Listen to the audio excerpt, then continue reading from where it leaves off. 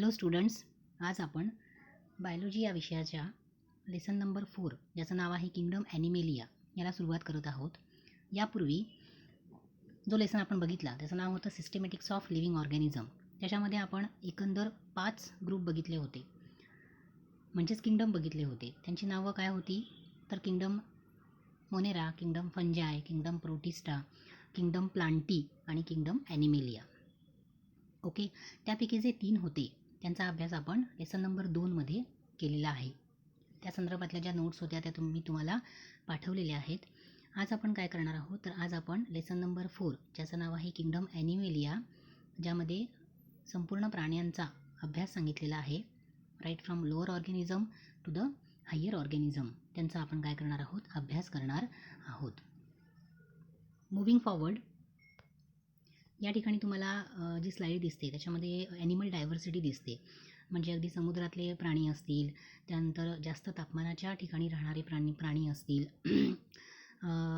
जे कमी तापमान किंवा अधिक तापमान सहन करू शकतात अशा पद्धतीचे प्राणी दिसतील. ओके, म्हणजेच ही काय आहे सांगा, जैवविविधतेचा एक भाग आहे.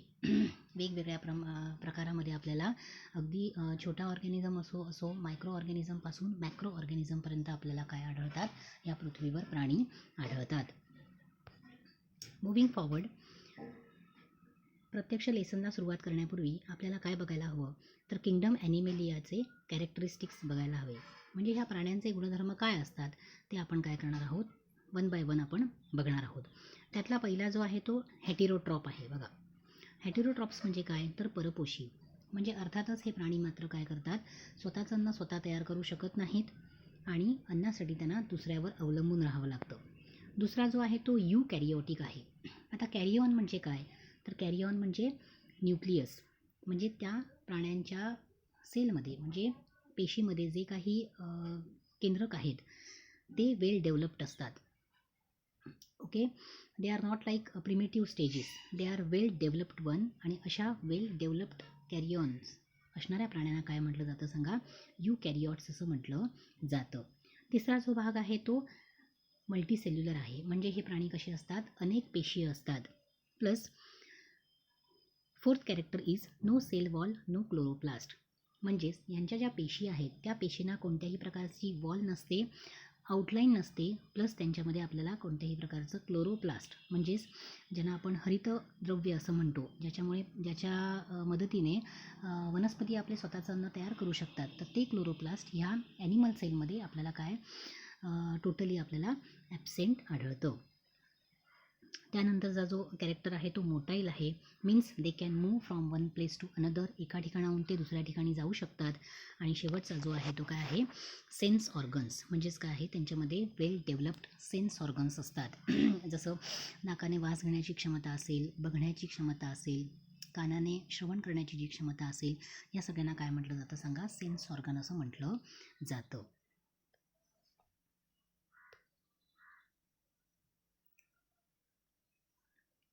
Classification of animal kingdom. आता ही PDF मी तुम्हाला पुन्हा एकदा पाठवणार आहे, त्यामुळे तुम्हाला जे काही त्यामध्ये व्यवस्थित झूम आउट करून बघायचं असेल ते तुम्ही बघू शकता. Okay, classification of animal kingdom बघताना त्यामध्ये प्रामुख्याने आपल्याला 2 प्रकार आढळतात. एक म्हणजे वर्टिब्रेट आणि दुसरे म्हणजे इनवर्टिब्रेट, ज्यालाच आपण मराठीमध्ये पृष्ठवंशीय प्राणी आणि अपृष्ठवंशीय प्राणी असं म्हणतो. Means animals with the backbone and animals without backbone. Okay, पाठीचा कणा असलेले प्राणी आणि पाठीचा कणा नसलेले प्राणी, किंवा काही प्राण्यांमध्ये पाठीचा कणा हा अंडर डेव्हलप्ड स्टेजमध्ये असतो किंवा अगदी त्यांच्या ज्या लाईफ स्टेजेस आहेत त्या अर्ली लाईफ स्टेजेसमध्ये आपल्याला आढळून येतो. तर डिपेंडिंग अपॉन दॅट प्राण्यांचे 2 प्रमुख प्रकार आहेत, वर्टिब्रेट आणि इनवर्टिब्रेट. आता ह्या स्लाईडमध्ये तुम्हाला वर्टिब्रेटचे जे प्राणी आहेत ते दिसतात, जसं काही पायसेस असतील, त्याच्यानंतर लायन दिसतो आहे आपल्याला इथे, फ्रॉग दिसतो आहे, एव्स पक्षी दिसत आहेत, रेप्टाईल्स दिसत आहेत वगैरे वगैरे. आणि इनवर्टिब्रेटकडे जर तुम्ही गेला तर त्या ठिकाणी तुम्हाला लोअर ऑर्गॅनिझम जसं की स्टारफिश आहे, या ठिकाणी तुम्हाला मोलुस्कन म्हणजे सॉफ्ट बॉडीड ॲनिमल्स दिसतात, त्याच्यानंतर पोरिफेरन्स दिसतात, त्यानंतर ॲनिलिड्स म्हणजे सगळ्या प्रकारचे जे कृमी आहेत ते आपल्याला ह्या ठिकाणी दिसू शकतात. ओके, सो प्रमुख 2 प्रकार लक्षात ठेवायचे, एक आहे वर्टिब्रेट, एक आहे दुसरा जो आहे तो इनवर्टिब्रेट. ओके, देन पुढे जाऊया आपण. त्यातला पहिला जो मुद्दा आहे या लेसनमधला तो आहे criteria used for animal classification. आता क्रायटेरिया कोणते वापरले जातात, ॲनिमल क्लासिफिकेशन हे कोणकोणत्या मुद्द्याच्या आधारे केलं जातं.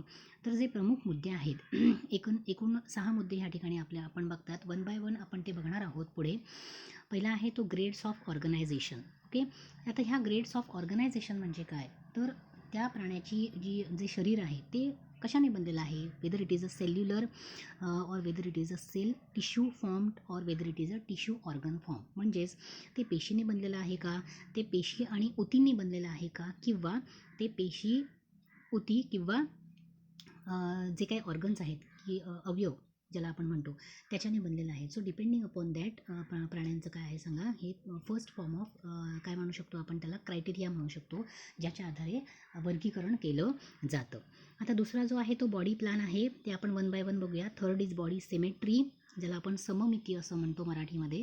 Then body cavity, then germ layers, and then last is the segmentation. Okay, so आपण वन बाय वन आपण एक एक आता बघणार आहोत. बघा, या ठिकाणी बॉडी प्लॅन आपल्याला दिसतो. आता तुम्ही पुस्तकामध्ये जर बघितलं तर या ठिकाणी ए, बी आणि सी असे तुम्हाला 3 प्राणी आढळतात. त्यातला पहिला जो आहे ए, त्याचं नाव आहे हायड्रा. पहिला जो आहे ए तो आहे स्पॉन्ज. त्याच्यानंतर दुसरा जो आहे तो आहे हायड्रा, आणि तिसरा जो आहे तो आपल्याला माहितीच आहे तो काय आहे, ते माशाचं एका चित्र आहे. ओके, हे तुम्हाला त्या लेसनमध्ये फर्स्ट पेजवर तुम्हाला त्या लेसन नंबर 4च्या फर्स्ट पेजवर तुम्हाला ह्या 3ही आकृत्या तुम्हाला मिळतील. तर ह्या ठिकाणी पहिला जो तुम्हाला दिसतोय जो डायग्राम क्रमांक ए तुम्हाला दिसते तो आहे स्पॉन्ज. आता ह्याला आपण काय म्हणतात, एकंदर बॉडी प्लॅनमध्ये 3 प्लॅन आपल्याला दिसतात. एक आहे ती सेल ॲग्रिगेटेड बॉडी प्लॅन, दुसरा आहे तो ब्लाइंड सॅक बॉडी प्लॅन, आणि तिसरा आहे तो tube within tube body plan. Okay, त्यातला पहिला जो आहे, आता बॉडी प्लॅन म्हणजे काय, तर it is a group of structural and developmental characteristics use to identify a group of animals. Structural and developmental characteristics त्याच्यामध्ये कोणकोणते आहेत ते आता आपण बघूया. पहिला फिगर जी दिसते तुम्हाला ती स्पॉन्ज नावाच्या ॲनिमलची आहे. ओके, आता ह्याच्यामध्ये काय आहे बघा, body is consist of cluster of cells which is not organized into tissue or organs. म्हणजे काय, आता जो स्पॉन्ज तुम्हाला दिसतोय, जो ए फिगर तुम्हाला दिसते आहे, त्या प्राण्याची जे शरीर आहे ते कशाने बनलेलं आहे सांगा, ते क्लस्टर ऑफ सेल्सने बनलेलं आहे. म्हणजे अनेक पेशी एकत्र येऊन त्यांचा एक क्लस्टर, त्यांचा एक समूह झालेला आहे, आणि त्या समूहाने त्याची बॉडी तयार झालेली आहे. याला म्हटलं जातं सेल ॲग्रिगेट बॉडी प्लॅन. म्हणजे ह्या नावातच आपल्याला कळतं की सेलचं ॲग्रिगेशन झालेलं आहे, सेलचं एकत्रीकरण झालेलं आहे, आणि त्याच्यापासून एका प्राण्याचं शरीर तयार झालेलं आहे. ओके, दुसरा जो आहे तो बी आहे, त्या प्राण्याचं नाव आहे हायड्रा. आता तो कोणत्या ग्रुपमध्ये वगैरे येतो ते आपण टप्प्याटप्प्याने बघणार आहोत. आता ह्याच्यामध्ये तुम्हाला दिसतंय बी फिगरमध्ये माउथ तुम्हाला ह्या ठिकाणी दिसते वरच्या साईडला. आता ह्याची जी बॉडी प्लॅन आहे ती कशा पद्धतीने आहे बघा, हा जो प्राणी आहे त्या प्राण्यामध्ये it has a single opening that acts as both mouth and एनस. ओके, आता जे तुम्हाला बी फिगरमध्ये माउथ दिसते वरच्या साईडला, तर हा प्राणी काय करतो, माउथ हे एकमेव म्हणजे जे त्याच्या शरीरावर फक्त एकच छिद्र तुम्हाला आढळून येईल, आणि त्या छिद्रानेच तो काय करतो सांगा, weather it is a taking in the food and जे काही अनडायजेस्टेड फूड आहे ते शरीराबाहेर टाकण्याची जी प्रक्रिया आहे ते सुद्धा त्यासाठी सुद्धा ते एकमेव छिद्र वापरलं जातं. ओके, आता ह्याला काय म्हटलं जातं सांगा, blind sac body plan. Okay, ज्याच्यामध्ये शरीरावर एकच छिद्र दिसून येतं, आणि तेच it acts as a mouth as well as a anus. Okay, then figure C जी आहे ती सी आहे, त्याला म्हटलं जातं tube within tube body plan. आता tube within tube body plan म्हणजे काय, तर आता तुम्हाला या ठिकाणी एक माशाचं चित्र दिसतं आहे. ह्याच्यामध्ये तुम्हाला दॅट पर्टिक्युलर फिश किंवा तो जो ॲनिमल आहे त्या ॲनिमल बॉडीमध्ये it has a opening and it is we can see 2 openings over there. एक तुम्हाला माउथ दिसतंय, आणि तुम्हाला उजव्या साईडला तुम्हाला एनस दिसतंय. म्हणजेच फूड इनटेकचं जे ओपनिंग आहे ते स्वतंत्र आहे, आणि त्याच्यानंतर जे शरीरात बाहेर टाकलं जाणारं अन्न आहे जे पचत नाही ते शरीराबाहेर टाकण्यासाठी तुम्हाला दुसरं एक त्या ठिकाणी तुम्हाला छिद्र आढळून येतं. ओके, म्हणजेच ह्याला काय म्हटलं जातं, tube within tube body plan असं म्हटलं जातं. सो एकंदरीत बॉडी प्लॅनचा जो अर्थ आहे तो सेल ॲग्रिगेशनने प्राण्याची बॉडी सेल ॲग्रिगेशनने तयार झालेली आहे का, किंवा त्याचा जो बॉडी प्लॅन आहे तो शरीरावर किती छिद्र आहेत, एकच आहे की 2 आहेत, ह्याच्यावर काय होतं सांगा, त्या प्राण्याचा जो बॉडी प्लॅन आहे तो ठरतो, आणि त्याच्यावरून काय केलं जातं, प्रत्येक प्राणी हा त्या कॅटेगरीमध्ये बसवण्यात आलेला आहे.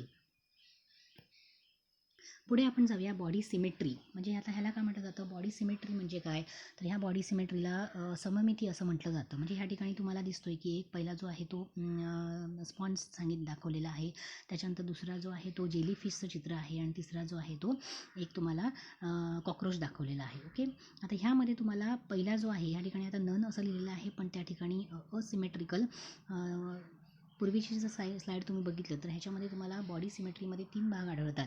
पहिला जो आहे तो असिमेट्रिकल, दुसरा जो आहे तो रेडियल सिमेट्री, आणि तिसरा जो आहे तो बाय लॅटरल सिमेट्री. आता पहिला जो आहे तो जिथे नन लिहिलेला आहे तो असिमेट्रिकल ऑर्गॅनिझम आहे. तर असिमेट्रिकल म्हणजे काय, तर विषमता असं आपण म्हणू शकतो. म्हणजे जर त्या प्राण्याचा आपण उभा छेद घेतला तर त्या प्राण्याचे शरीराचे 2 समान भाग होऊ शकत नाहीत. ते अनइवन होतात, त्याला म्हटलं जातं असिमेट्रिकल. त्याच्यानंतर त्याच्याबरोबर जर आपण दुसरीकडे गेलो तर सिमेट्रिकल म्हणजे काय, जिथे आपल्याला ह्या ठिकाणी किंवा त्याला बाय लॅटरल असं म्हटलं जातं. म्हणजे बाय म्हणजे 2, लॅटरल म्हणजे बाजू. ओके, लॅटरल म्हणजे दोन्ही साईडच्या असणाऱ्या बाजू. तर त्या प्राण्याचा आपण जर उभा छेद घेतला तर दोन्ही साईडचे जे शरीराचे भाग आहेत ते इक्वल दिसतात आपल्याला, त्याला म्हटलं जातं बाय लॅटरल सिमेट्री. आणि जो मध्ये आपल्याला दिसतोय तो आहे तो रॅडियल सिमेट्री. म्हणजेच शरीराचा एक सेंट्रल ॲक्सिस, आता त्या ठिकाणी जेलीफिशचं चित्र आहे, ते स्टारफिशसुद्धा असू शकतो. त्या स्टारफिशच्या मधला जो भाग आहे, सेंट्रल ॲक्सिस ज्याला म्हणतात, तो धरून जर आपण त्याचे समान भाग केले तर आपल्याला एक प्रकारची विशिष्ट सममिती मिळू शकते. त्याला म्हटलं जातं रॅडियल सिमेट्री. म्हणजेच शरीराच्या सिमेट्रीवरून प्रत्येक प्राण्याला त्या त्या कॅटेगरीमध्ये बसवण्यात आलेलं आहे. तिसरा भाग आहे तो बॉडी कॅव्हिटी. आता हे जर तुम्हाला मी ज्यावेळेला PDF पाठवेन त्यावेळेला तुम्ही झूम करून बघू शकता.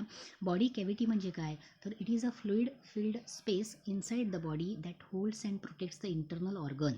आपले इंटरनल ऑर्गन्स जे आहेत किंवा कुठल्याही प्राणीमात्राचे इंटरनल ऑर्गन्स जे आहेत ते प्रोटेक्टेड राहावेत ह्यासाठी काय सांगा, एक प्रकारचे फ्लुइड फिल्ड स्पेस असते.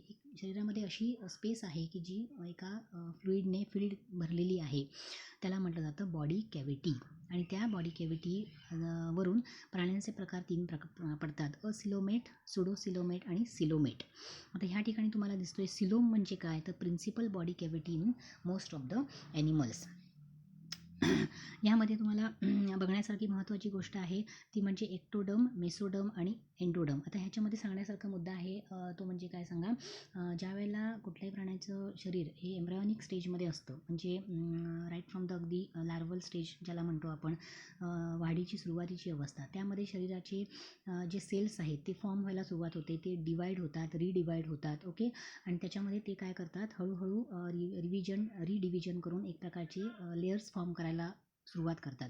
त्या 3 प्रकारच्या लेयर्स आपल्याला दिसतात. ह्या चित्रामध्ये तुम्हाला दिसेल की एक्टोडम, मेसोडम आणि एंडोडम. एक्टो म्हणजे सगळ्यात बाहेरचा, मेसो म्हणजे मधला, आणि एंडोडम म्हणजे सगळ्यात आतील भाग. आता ह्या ठिकाणी तुम्हाला 3 प्राणी दिसतात आणि त्यामध्ये तुम्हाला कशा पद्धतीने असिलोमेट, सुडोसिलोमेट आणि सिलोमेट ह्यांचं तुम्हाला ह्या ठिकाणी क्लासिफिकेशन झालेलं तुम्हाला दिसून येतं. पुढच्या स्लाईडमध्ये आपण बघूया. बघा, आता ह्या ठिकाणी आहे जर्म लेअर. ह्या ठिकाणी तुम्हाला 3 लेअर दिसत आहेत. बघा, जर्म लेअर म्हणजे काय, म्हणजे मागचा जो भाग आहे तो तुम्हाला थोडासा ह्या ठिकाणी इलॅबरेट झालेला दिसेल. Every cell begins its life from single cell called as the zygote. It redivides to form mass of cells which get arranged in 2 or 3 layers are called germ layers. आता ह्या ठिकाणी आपल्याला 3 लेअर दिसतात, एंडोडम, mesoderm आणि ectoderm. आता बघा, एंडोडम जो layer आहे तो जसजसा तो प्राणी वाढत जाईल तसतसा जो एंडोडम आहे त्या एंडोडमपासून डायजेस्टिव्ह सिस्टीम असेल, पचनसंस्था असेल, लिव्हर असेल, पॅनक्रियाज असेल, लंग्स असेल, हे ऑर्गन तयार होतात. मेसोडमपासून ह्या ठिकाणी आपल्याला दिसतंय तर सर्क्युलेटरी सिस्टीम असेल, लंग्स असतील, सांगाड्याचे भाग असतील, स्नायू पेशीय जी सिस्टीम आहे ती असेल, ती तयार होते. प्लस एक्टोडम जो आहे त्यापासून आपल्याला शरीरावर जे काही आपले केस असतील, नखं असतील, त्वचा असेल आणि नर्वस सिस्टीम ही तयार होत असते. आता depending upon the germ layer आपल्याला ह्या ठिकाणी 2 प्रकार दिसतात, एक तर डिप्लोब्लास्टिक आणि ट्रिप्लोब्लास्टिक. आता नावावरूनच आपल्याला कळतं की डिप्लोब्लास्टिक म्हणजे काय. या फायलमच्या नावावर सध्या तुम्ही जाऊ नका, ते फायलम आपण टप्प्याटप्प्याने पुढे बघणार आहोत. जर्म लेअरमध्ये डिप्लोब्लास्टिक लेअरमध्ये काय, डिप्लो म्हणजे 2, म्हणजे ह्या प्राण्यांमध्ये आपल्याला फक्त 2 लेअर आढळतात. ओके, आणि ट्रिप्लोब्लास्टिकमध्ये आपल्याला एंडोडम, एक्टोडम आणि मेसोडम असे 3ही लेअर आपल्याला आढळू शकतात. मग ते कोणकोणते ऑर्गॅनिझम आहेत हे आपण पुढे बघणार आहोत. त्याच्यानंतरचा भाग आहे सेगमेंटेशन. तर सेगमेंटेशन म्हणजे काय बघा, in some animals the body is externally and internally divided into segments. म्हणजे सेगमेंट म्हणजे तुम्हाला माहिती आहे, आता गांडूळ बघितलं की गांडूळाच्या शरीरावर आपल्याला वेगवेगळ्या अशा प्रकारचे समांतर अशा रेषा दिसतात बघा, त्यांचे भाग छोटे छोटे छोटे आपल्याला असे भाग दिसतात, त्याला आपण काय म्हणतो, सेगमेंटेशन असं म्हणतो. So it divided into segments with serial repetition of at least some organs. म्हणजे सलग संपूर्ण शरीरावर असतील किंवा शरीराच्या काही भागावर का असेना, पण ते जे सेगमेंटेशन असेल तर त्या सेगमेंटेशनला आपण काय म्हणतो सांगा, त्या सेगमेंटेशन अनुसार प्राण्यांचं पुन्हा काय केलं जातं, वर्गीकरण केलं जातं. म्हणजे त्या प्राण्याच्या शरीरावर सेगमेंट्स आहेत का किंवा नाहीत याच्यावरून काय केलं जातं, त्यांना त्या त्या ग्रुपमध्ये त्यांना ठेवलं जातं. Okay. So moving forwards the animal kingdom. आता ह्या ॲनिमल किंगडममध्ये आता ही आपली लास्ट स्लाईड आहे. आता आपल्याला ह्याच्यामध्ये टोटल आपल्याला 10 आपल्याला हे दिसतात बघा, किंगडम ॲनिमल किंगडममध्ये आपल्याला किती फायलम दिसतात एकूण, या ठिकाणी आपल्याला 10 फायलम आपल्याला दिसतात. त्यामध्ये किंगडम पोरीफेरा असेल, टिनोफोरा असेल, त्याच्यानंतर एस्कहेल्मेंथिस असेल, आर्थ्रोपोडा असेल, गायनोडर्मॅटा असेल, सिलेंट्रेट्स, देन प्लॅटीहेल्मेंथिस, ॲनिलिड्स, मोलुस्कन्स अँड हेमिकॉर्डेट. आणि हेमिकॉर्डेटानंतर आपले कॉर्डेटा, म्हणजे ज्याला आपण पृष्ठवंशीय प्राणी म्हणतो, त्या प्राण्यांची आपल्याला काय होते सांगा, सुरुवात केली जाते.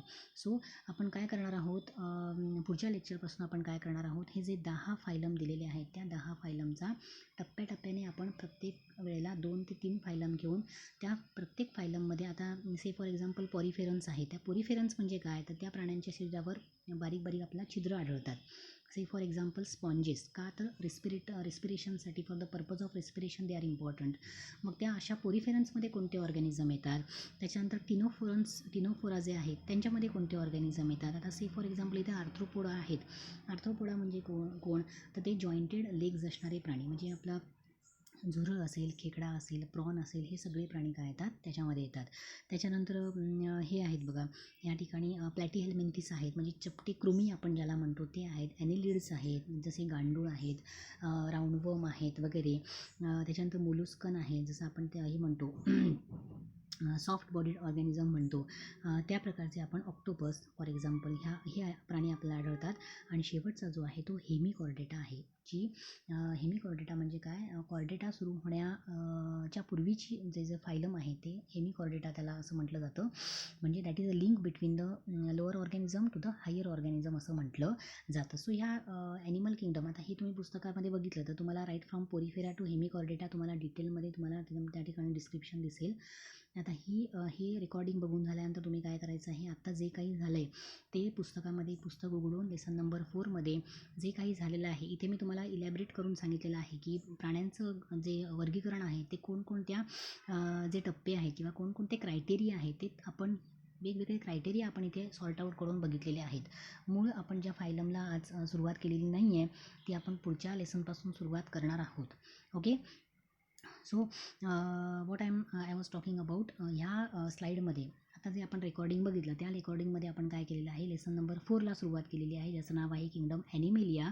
कमिंग टू द समरी, त्या किंगडम ॲनिमेलियामध्ये आपण काय बघितलेलं आहे सांगा, प्राणी आणि त्या प्राण्यांचं वर्गीकरण कोणत्या क्रायटेरिया अनुसार होतं.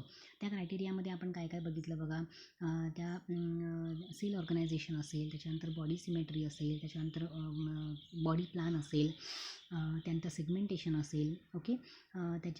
So depending upon all this criteria कुठला प्राणी कोणत्या ग्रुपमध्ये बसतो हे आपण काय करणार आहे यापुढे बघणार आहोत. आणि शेवटच्या स्लाईडमध्ये आपण काय बघितलं आहे तर ॲनिमल किंगडममध्ये जे लोएस्ट ऑर्गॅनिझम आहेत त्यांच्यामध्ये आपल्याला प्रामुख्याने 10 फायलम आपल्याला आढळतात. त्या 10 फायलमची नावं या ठिकाणी तुम्हाला स्क्रीनवर मी PDF पुन्हा पाठवणार आहे, त्यामध्ये तुम्ही व्यवस्थित पुन्हा बघू शकता.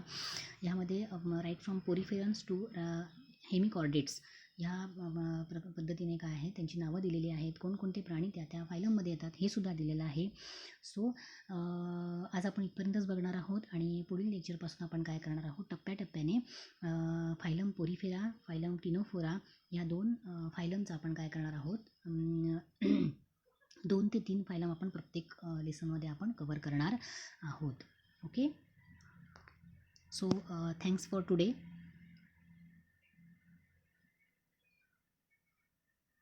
तुम्हाला यामध्ये काहीही शंका असेल तर तुम्ही मला विचारू शकता. मी तुम्हाला स्वतंत्र PDF सुद्धा पाठवणार आहे, ती वाचा. त्यामध्ये तुम्हाला काही अडचण असेल त्याच्यावर रिलेटेड मी तुम्हाला अभ्याससुद्धा देणार आहे. ती PDF ॲज अ नोट म्हणून वाचा. त्यातले काही मुद्दे तुम्हाला जे महत्त्वाचे वाटतील ते लिहून ठेवा आणि काही शंका असेल तर मला विचारा. Okay, thanks.